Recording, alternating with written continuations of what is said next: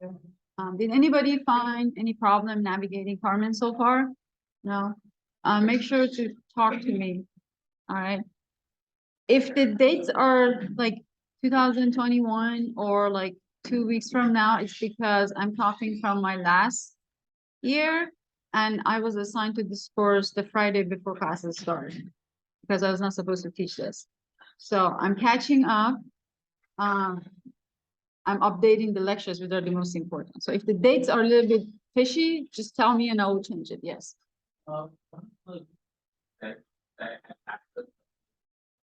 Yeah. Yes, so you'll see today. So that one usually initially had passcode, but I thought your first week, first survey, like just let it just open. But for today's, which is due next class, there's a password and I'll give it to you in class. I will not record it. So if you're not here, you don't have the passcode. Don't give to the student that they're not here. They need to just email me. So that way I know they were not there and it's okay. Just creating a way of communication. So I know if someone is not in class, but they couldn't come, there's a different case that someone is not in the class, we don't know why.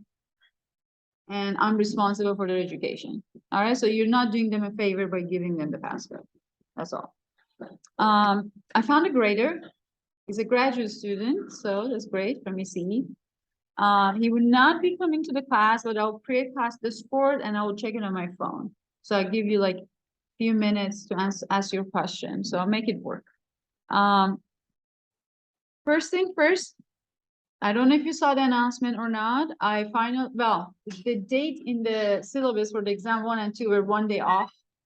So it was say October 7th, the first Monday, it was October 4th, which is October 3rd this year. So these are all from last year, right? I'm being just not lazy, but didn't have time to check everything. So still Monday of week 7 and Monday of week 11, I matched the date to the current year. All right. So my class has the exam set. If any of your other professors are taking exam that matches these, you have to talk to them, not talk to me. Right. So shotgun your exam dates. Let's see, is there any thing I said? Office hours. I tried to find the days that, so Tuesday, Thursday, you should not have classes. These are safe for labs or capstone. Now, some of you might have capstone during those hours. So I gave a day in like on Wednesday, 11 to 12. If these hours didn't work for those of you that usually go to office hours, let me know. Because if you don't ever show up in office hours, I'm totally fine.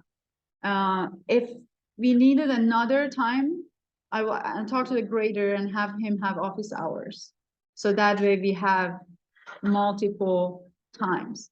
My office is in Dries Lab, 6th floor, 664. They're all in the homepage. And you can also, during those hours, I'll be available on Zoom. You might have to stay in the wait room because I might have someone that's talking or or if someone is in the Zoom, but they're sharing their homework. So I don't want you to see their homework. Otherwise, I will let you and I will send you a message that wait a few minutes, right? So you can use Zoom, don't have to come to the physical office. So anywhere you are, hopefully these hours work. If not, use the fishbowl. Just tell me which days work for you better. All right. Sounds good? I think that's all from the announcement. Yes, and that's all. All right. Hopefully all of you introduced yourself and took the survey because it's closed. If you haven't, I'll give you a 0. So this means you missed this week's classes. I think by next week, I have to submit the names of a student that didn't participate to the registrar, so they would drop their course.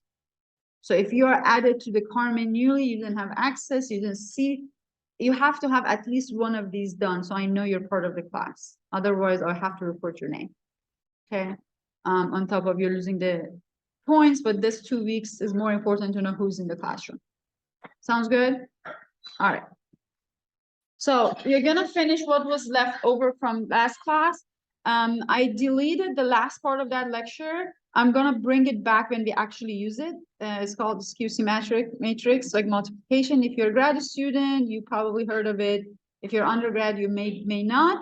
Don't worry about it. I'll teach it when we actually use it. It will probably be better. And then we have a bunch of assignment today that we're gonna go through. They all have dates. So if there's a date for today, we're gonna do that today. I'm to share my screen on my iPad. All right, we're going to talk about vectors. You all know what vectors are, right? What is a free vector?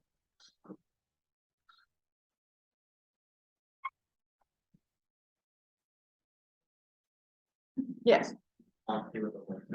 So a quantity that has length and a direction, right? So direction on vectors are important. So we are going to show a vector A, and we are going to say what is the angle? So let's say the value or the quantity is A. So when you measure, and then this could be velocity, acceleration, anything that you want to show by vector.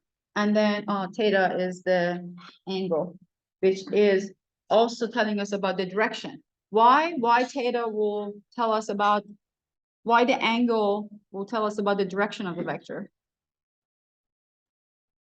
Do you remember we said we always have to have a coordinate system, right? So we will find that the angle of this vector with all three axes. If we have that, we have the direction. So every time I say direction, think angle. When I say quantity or magnitude is the magnitude of that vector, the value without the angle. All right. Now, a vector is itself coordinate free, because if you have different coordinate frames, you can still express that vector in different coordinate frames, right? So it does not need to have a coordinate frame, but it needs to have that magnitude and an angle, which could be a variable theta. Once you know where the coordinate frame is, you can say what is theta now. Theta now. So I assume you have a car that is going in this direction, right? I didn't say what direction, I said in this direction. So it has a direction and has some value. Let's say is v. It's going with velocity of v.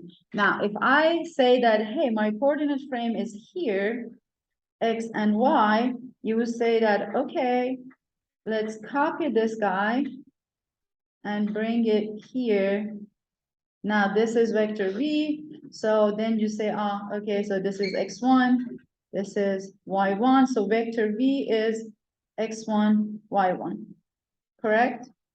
That's what we do.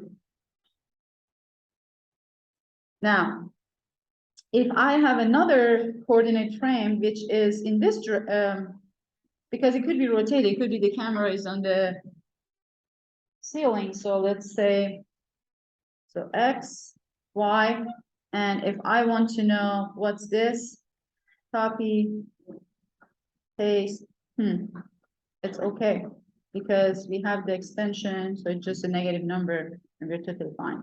This is, let's say, I'm gonna call this prime.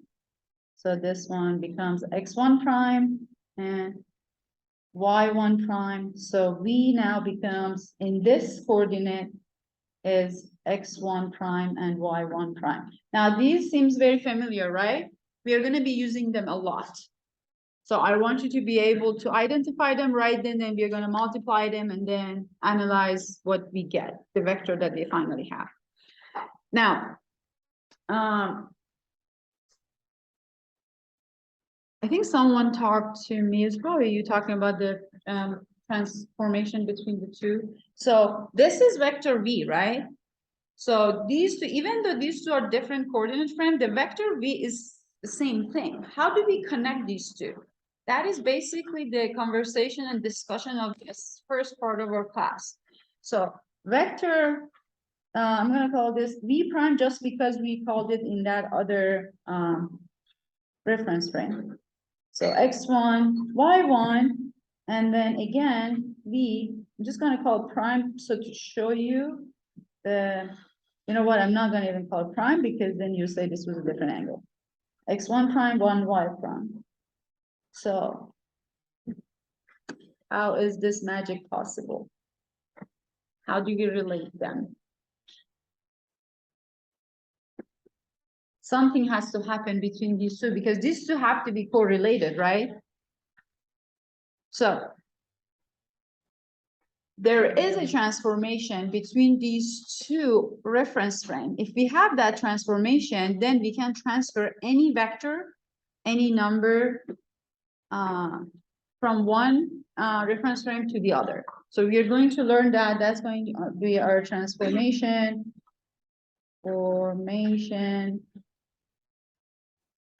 which is usually, depending on what kind of transformation we have. If it's just a rotation, it will be a rotation matrix, which here we just rotated it. But if there is some translational movement happening as well, then becomes transformation. So it has both of those movements, right? So we will get to that, but I want you to pay attention to always ask vector with respect to which reference point, which reference point, all right? Now, you're familiar with vector operations, right? Dot product and cross product. So dot product is a scalar, right? So if you have vector P and vector Q, the dot product of these two is a number, correct? So scalar. Now, if you want to think about how do we do the dot product, let's say this is vector P, this is vector Q.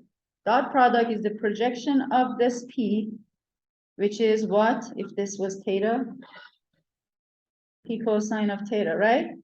So P, Q, we can show dot product using this notion, or you can just say P dot Q, right? Would be norm of P, norm of Q, cosine of theta, right? So the inner product or dot product, the scalar, and if you want to find the angle between the two vector, you can easily write cosine of theta is the dot product divided by norm of each of them, basically the magnitude of each of those two. So pretty straightforward, hopefully. If you have two vectors, let's say, I'm going to write the P and Q. P is P1, P2, P3. Q is Q1, Q2, Q3. Then we can write in vector form, PQ is you will get the transpose of P times Q. So what's the dimension of P here? 3 by 1, this one 3 by 1. So why do we get the transpose? Because we can't say P dot Q. 3 by 1 does not multiply by 3 by 1. That's why we are flipping it. So this becomes 1 by 3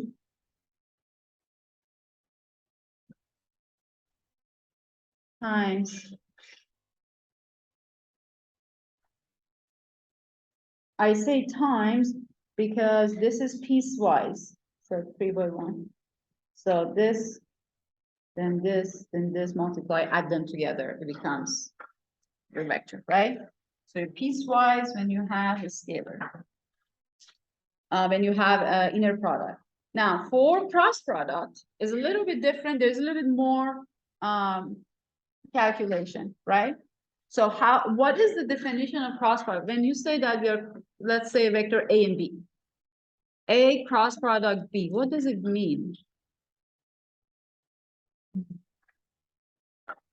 You remember the 3 brown and 1 blue? Go find cross product. It will tell you, show you physically what does it mean, because math concepts are very abstract, right? You can't sense them, you don't see them. So sometimes seeing the simulation, what happens between vector can help you. These are simple, but when you start bringing rotation matrix and multiplying them, they will make sense why the concepts are really important.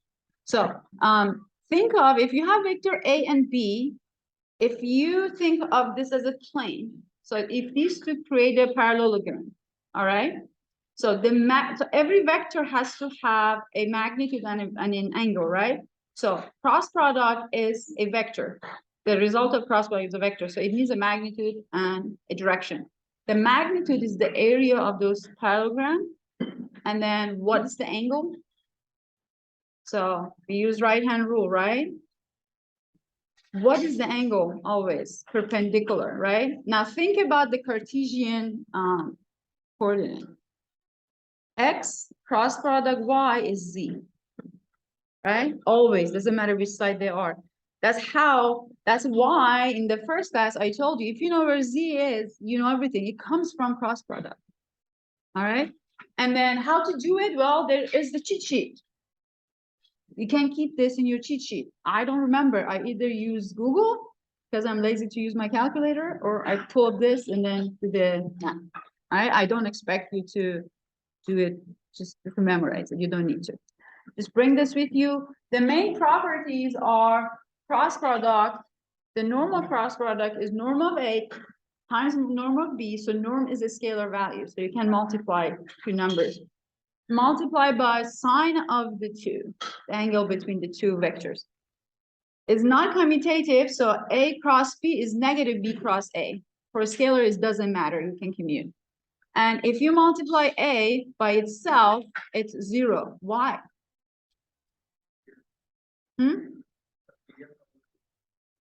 It's on top of itself. What's the theta? 0. What's sine of 0? So you don't need to memorize a lot of things. There are some like fundamental equation, like for electrical engineers, if you know Ohm's law, you know pretty much everything, right? But now what's the interpretation of Ohm's law? Well, that's a different story. Here's the same. If you understand, that's why I brought this all back. We really just need inner product, dot product, and know how matrix multiplication works. That you cannot multiply 3 by 1 by 3 by 1. 3 by 3 matrix has to be multiplied by 3 by whatever, right? So you have to make sure the dimension. I will ask you, write the dimension, check dimension. So, because sometimes from knowing I need a matrix that is 3 by something, you can't figure out what the solution is actually. So these are the tools. You all have the knowledge, but when you're solving a problem, you don't know that you have to access these. So every time I solve something, ask, why did she do that? And ask me. If I don't know, I'll tell you I don't know. I'm very comfortable with saying I don't know. All right. But I will hold you responsible. If you did something, I will ask you why, especially if it doesn't make sense to me, but it does to you. So you should be able to justify it. All right. If you find a solution and it doesn't make sense to you, you're in an exam, you just write, why do you think you have a wrong answer? So because that will also help you to find why it's wrong. All right, you should be able to explain what you get in all of your calculation. All right, so that was just a reminder. I took that skew symmetric out from it. I think there's 1 or 2 questions from this in your quiz. So degree of freedom, we talked about it a little bit. Most of you might be familiar with this, but we're just going to review it. We have different joint types. You remember that in 2D dimension, we talked about 2 joints, right? You remember what they were? Rotary and prismatic, right? So now these 2, so this, what you have in representation are all the 3D joints. So we are coming from 2D going to 3D. I told you there will be combination of rotary and prismatic. You still have revolute joint between 2 links, so you still have 2 links, 1 joint. That rule does not change. This is your prismatic. So one of these links moves. If they both move, then you need to know from where you're measuring. Again, there's always where is the reference frame. Helical. Have you seen a helical joint? Do you know how it works? So let's say there is a rod that has like some pitch, right? And then there is another link. The link doesn't have any actuation or anything. If you rotate it, it will go up and down, right? Otherwise, it would not go up and down. The task of that link is to go up and down, but it does not slide. It will happen with rotation. So have you used the wrench? So wrench, and then you have the bolt, right? If it will keep going down, it's basically 1 degree of freedom because you can only rotate, but the movement will be the translation on movement and also the rotation of the thing. But the freedom is just the one translational. We have cylindrical joints. The cylindrical joint will go up and down and also turn. So the up and down is one of the degree of freedom, and then there will be a rotation also. So this would be how many degree of rotation? 2. Rotary rotation and also prismatic translation. You see that, oh, I divided into 2 joints that I already know. That's basically how we treat all the joints in 3D space. We show cylindrical with C, helical with H, and then the universal joint is basically 2 rotational joint, R joint, but they rotate around different axes, right? Because remember that they have to rotate around one of the axes. Now, so we rotated around one axis is the first one, revolute joint. Rotated around 2 is universal. What if we rotate around all 3 axes, X, Y, and Z? That becomes our spherical, which you talked about the shoulder joint, right? Mostly like ball kind of joint. So those are 3 R's. We show them with S, but when we are dealing with them, it's just 3 rotation, R. So we split them to the joints that we are familiar with. All of this are in this table. So different joint types, degree of freedom of each of them, and then it's good to know their constraints in 2D and in 3D. So if a joint has, if a joint is in 2 dimensions, what's the max freedom in 2 dimensions? If you remember, show by hand. Raise your hand. Remember the coin thing? How many degrees it had? 3, right? So X, Y, and an angle.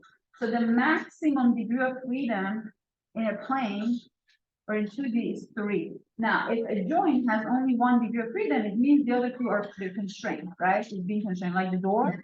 It only rotates, rotates around the axis. So only has the theta. It doesn't have the X and Y direction. So those 2 are the constraints. This is really important to know the constraint on each joint, like naturally what constraint they have, because you're going to use in the formula to find the degree of freedom of the system.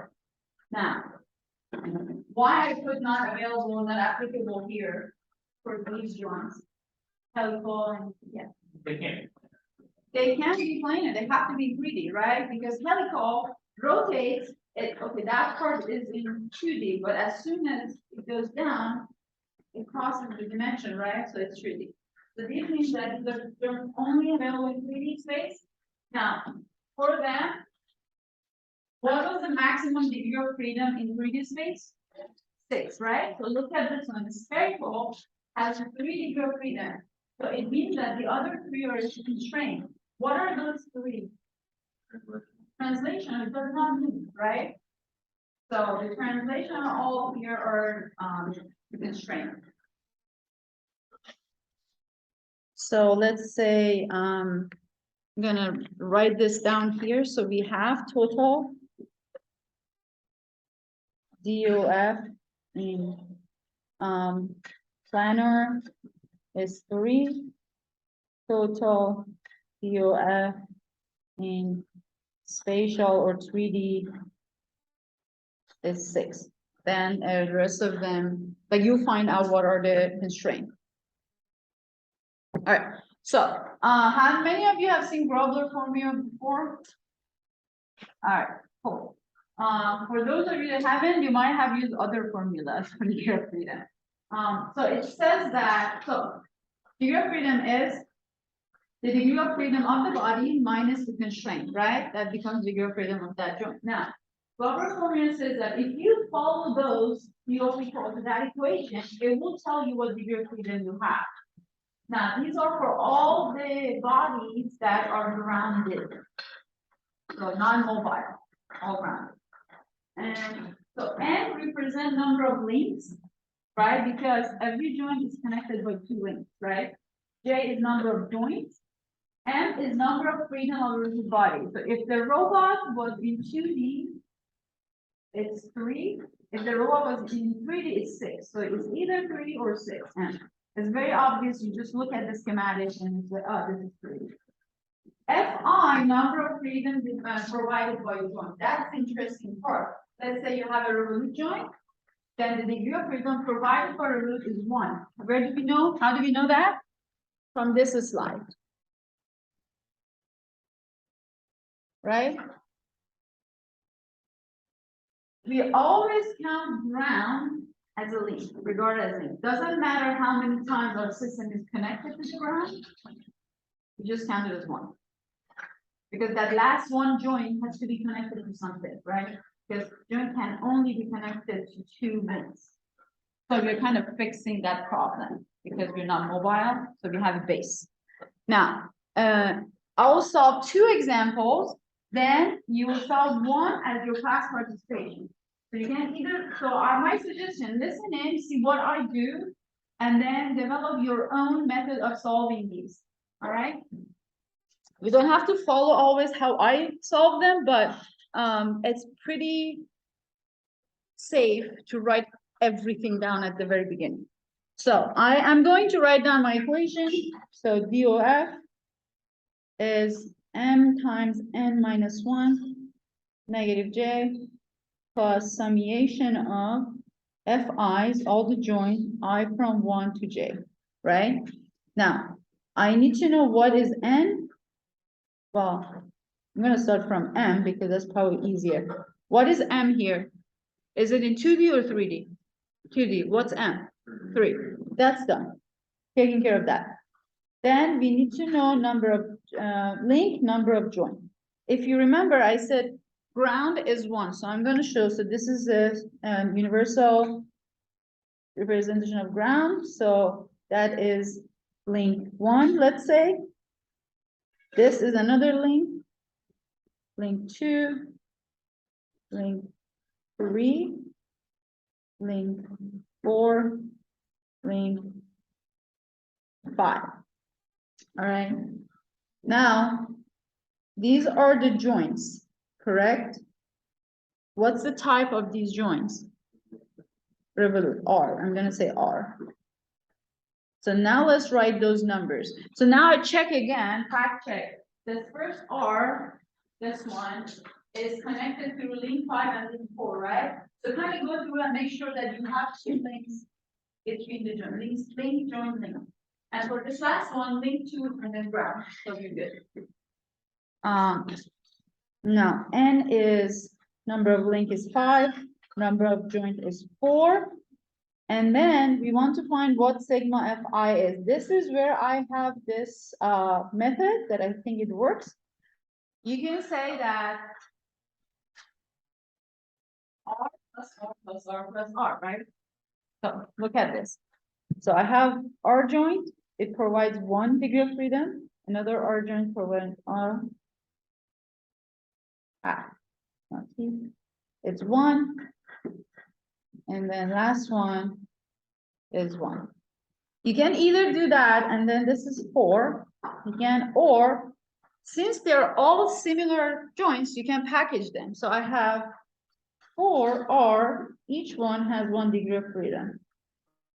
4, right? Now, if you had a prismatic, it's 4R plus 1P. P is 1 degree of freedom, so it's 5. You won't make mistakes. If you made a mistake, it's so easy to go back here and see what was the mistake. Was it counting here or something else? All right. Now put the equation together. So degree of freedom is 3 times 5 negative 1 negative 4 plus 4. So this is 0, this is 4. So degree of freedom 4. Do you remember you asked me about, someone asked about if we had more than like, if we had like 5, 6, all are like Revolut. They're called open chain mechanism. So look at number of joints and look at here. Now if you add 1 joint and 1 more link, because if you add a joint, you need to link, right? And you solve this again, you'll get 5. So for all mechanisms that are NR chain, so for NR open chain mechanism, DOF is N equal to number of joints. Because you're providing one degree of freedom at a time. You're adding that to your system. Now, you might say, this is a 2D robot. How does it have 4 degree of freedom? That was your question, right? So when we have mechanism, degree of freedom is like how the system independent of each other moves. So it can move from here, it can move from here. So from every joint, you can ability this system to move great. That's how they charge it. So you could have systems up to 24 or 42 degree of freedom, and there are 3D. It doesn't mean you are going to other dimensions. All it means that this system has 42 ways of moving. 42 things are moving in this system. All right. Our next example, pretty similar, the process, the only difference is these are closed chains. So they are connected to the ground, the whole system. So you see that the other one had one side open, so it could go like a tree. This one, both sides are connected to the ground, but there is some motion happening in your system. All right. So using the formula, let's calculate the degree of freedom for this. So M is 3 because we are in 2D. I need to find N, J, and sigma J. So I'm going to say ground is 1 link. This is 2, 3, 4, 5. So N is 5. Number of joints.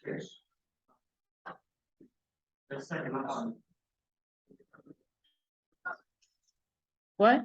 Ground counts 1 time. So all of this is ground, right? You can't say that this is a different ground than this. If this was Earth and Mars, sure. You're on Earth, remember? It's just 1 ground. Good, we got it out of our system. Ground counts 1 time. Now number of joints. So here are you see that I really like first different colors, second to write everything because I make a lot of mistakes myself. 1, 2, 3, 4, 5. I'm just going to write 5 and put the type R here. Sigma would be, well, sigma would be 5 times 1, right? Because R is 1, 5. Then DOF is what? Exactly.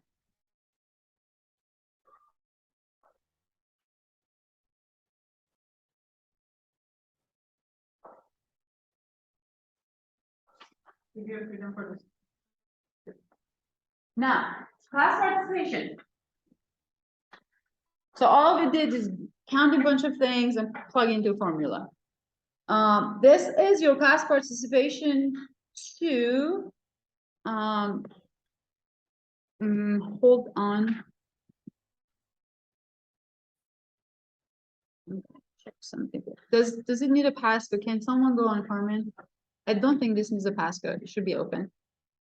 It's open, right? Okay. So once you solve this, save a PDF and submit. If you're writing on a piece of paper, take a picture of your phone, convert to PDF, submit. So use PDF maker. What is it? Or just app.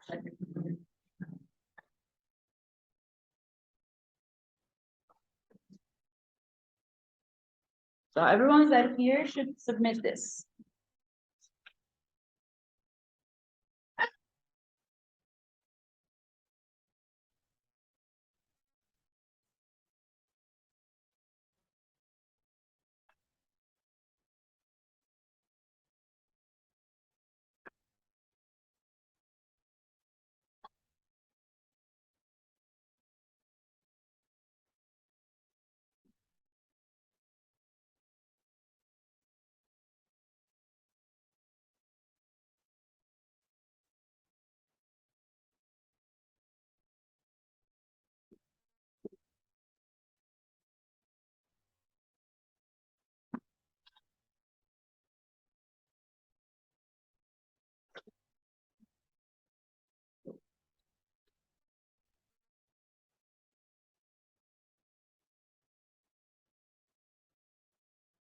So this is basically to show you how you would do your classification. The question is not hard, just to learn the process.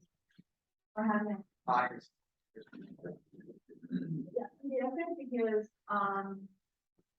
for some reason, when you send the image, it's just this big. I don't know why. I have to now.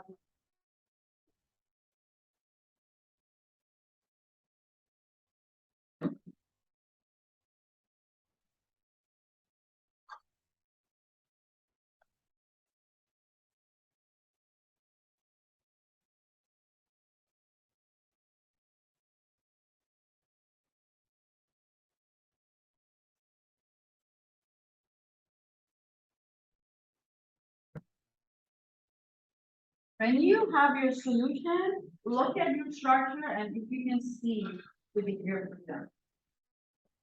Right? I told you like when you have a solution, you need to look into does it make sense. Check the definition.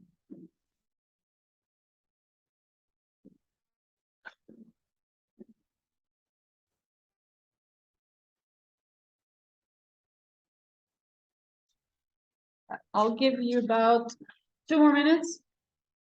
Because I have 2 more examples to show you.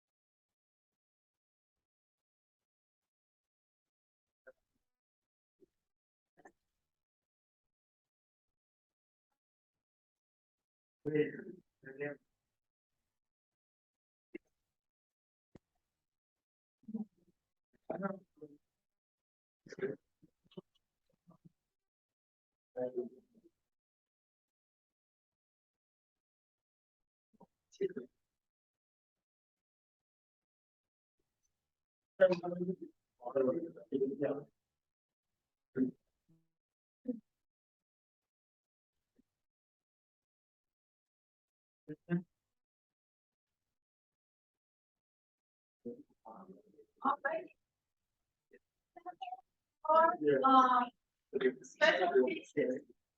Once you know all these, you should be able to solve any problem. So I usually post all the class participation or CP solution on Carmen. So you'll see the solution once the class is over. I'll post it. Okay, so everyone here, did everybody submit? No. Okay, you have until I think 4 p.m. I think we will have extra time. If I finish these 2, you have time to submit. All right, so there are 2 other cases that you will see a lot in example that will ask you to solve. One is this structure. Find the degree of freedom for this one, and then look at your solution and tell me if it makes sense or not. I will solve it at the same time, but I want you to do it. I want you to tell me what the equation gave you, and then we'll do it. So M is 3, I need N, I need J, and I need sigma J. Well, sigma Fi. I don't know why I write J.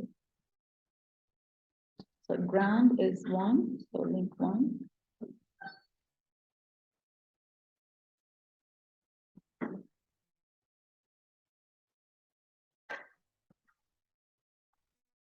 This guy is also a link. This is, these blues are the joints.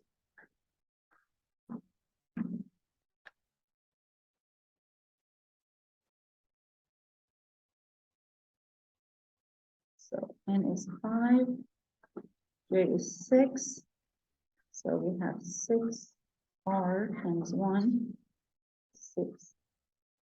So DOF, it has to be 3 times 5 minus 1 minus 6 plus 6. DOF is what?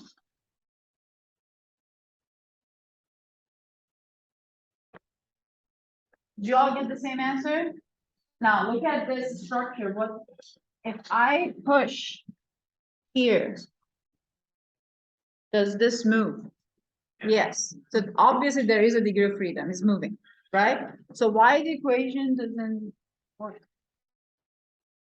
Is that when I say like look at your solution, see if it makes sense or not? The there. Okay, so what should we do? Why? You're a mechanical engineer. I mean, you're my team, the guy. Okay. you be my team. Yes. Well, the title is kind of a spoiling, right? Like that is smarter. Yeah. So now solve it if it didn't have the one in the middle, the link and the joint in the middle.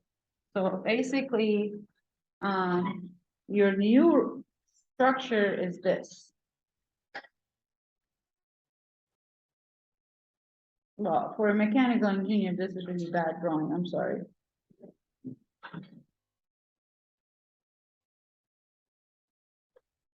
Here, I have to prove that I took that 6 credit hours of design by hand, pre-design. We had CAD, they did not let us use CAD. I don't know how you guys do that, you have to keep right here, it's horrible. All right, but I can draw things.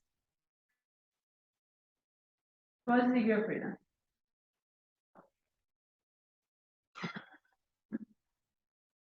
And then tell me if that makes sense now.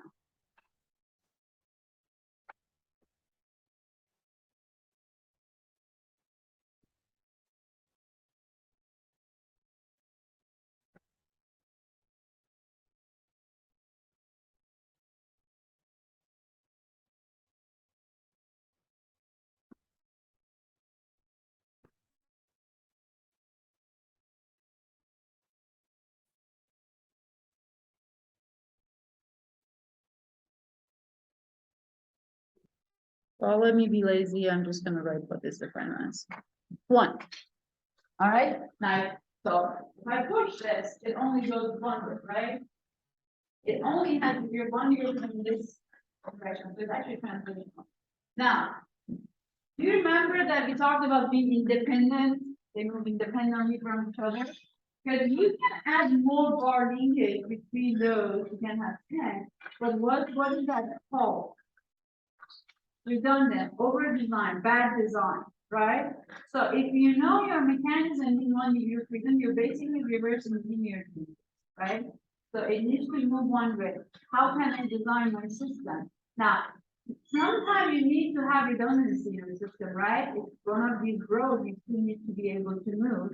So it could be on the system, but it might be redundant. That's why every time you solve something, look at it, if it makes sense, it moves the way it does.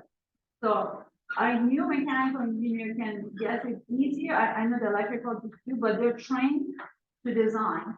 So they should not make the mistake, right? So if you design something redundant, you need to know it's redundant. Now, let's go back to robotics. Why is it bad to have redundancy in our system if we don't need redundancy? It's expensive. Why? On what? What component? What are the joints?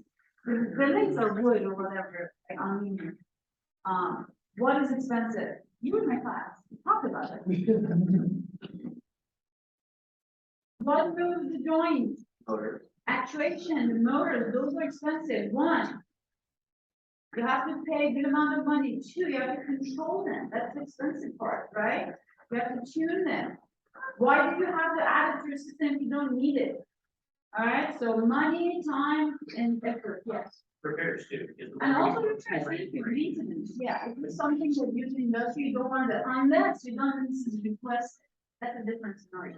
So think you are engineers, but you're also designers. You would design all the systems, right? So that's why you start from very basic vectors and your freedom and different strings. It's boring, but fundamental. You'll see that if you don't understand these basics, you cannot write the code because you don't understand how the system moves. You don't know what to expect. If you don't know what to expect, you can't design. Does that make sense? All right. There is another, again, I folded. There's another special case. Let's find the degree of freedom for this system, this mechanism, and see if you can figure it out.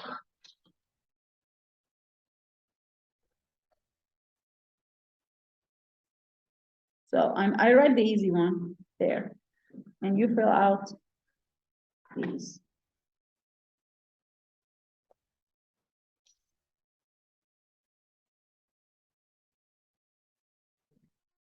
So ground is link 1, so these are all ground.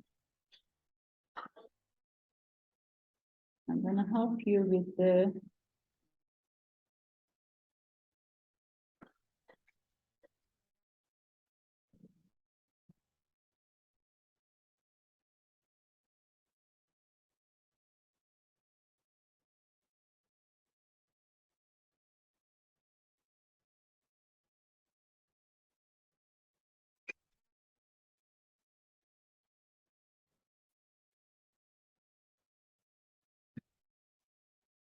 you remember every joint is connected to two links have to connect to one joint, right? So every time you have a joint, you should find two links. All right. Who found the degree of freedom? You can show by hand what it is. 1. All right. Now, let's count. So ground, so this joint, I'm going to start from this, I'm going to call it R1, R2, and as we go. This 2, so ground is one link, this is one link. We check, right? Then for joint 2, this link is 1, this big guy is another one, right? From here, well, we already counted ground, this is 1. For this joint, this is 1. Now, so R2, R3, 4, 5, 6. So look at R3 and R4. So R4 is connected through two, like through this big joint, right? This link and this one. Then R3 is also connected from this joint, from this link to the next link.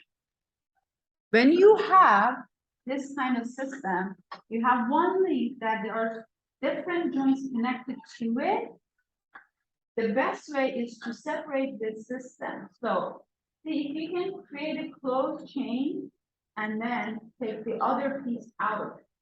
You want to make sure we are not recounting one twice. All right, you want to make sure that is counted already. And every joint has two links connected to it.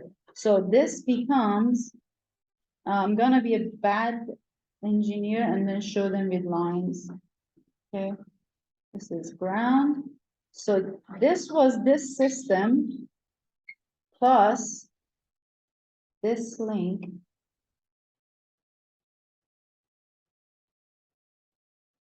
So I missed one R here. All right. So since we already counted that link, we don't have to count it here, but still this link was connected to that.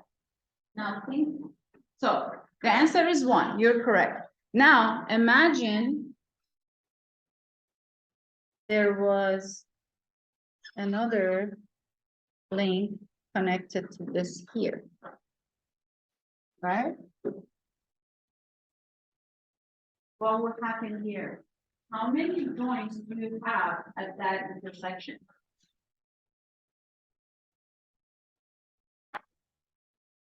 How many joints do we have here? 2, right? Because that's the system plus this plus this line. This link and this joint, R, R, R, R, R, R, R. So you could have two joints overlapping each other. It looks like it's just one, right? But they move independent from each other.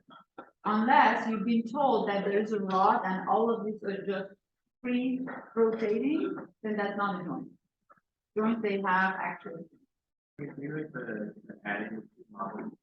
So just one ground. Yeah, the ground is earth. Think of ground as earth, all right? So this link was counted. So the pink one is an addition to that system. So this way I can explain it to you.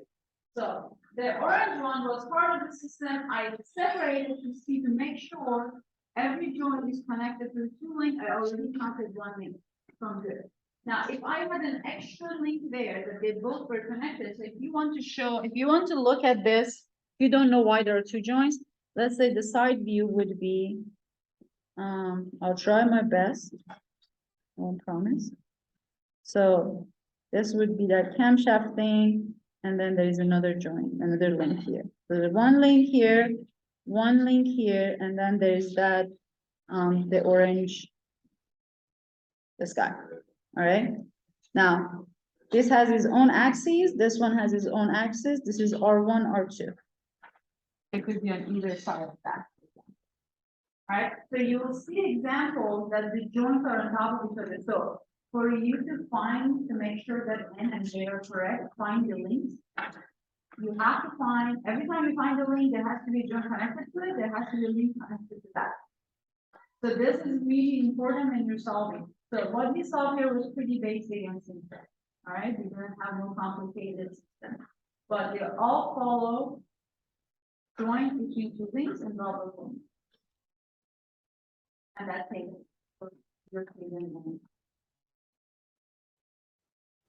So this is the additional example that you can solve. I'll solve it at the beginning of the next class.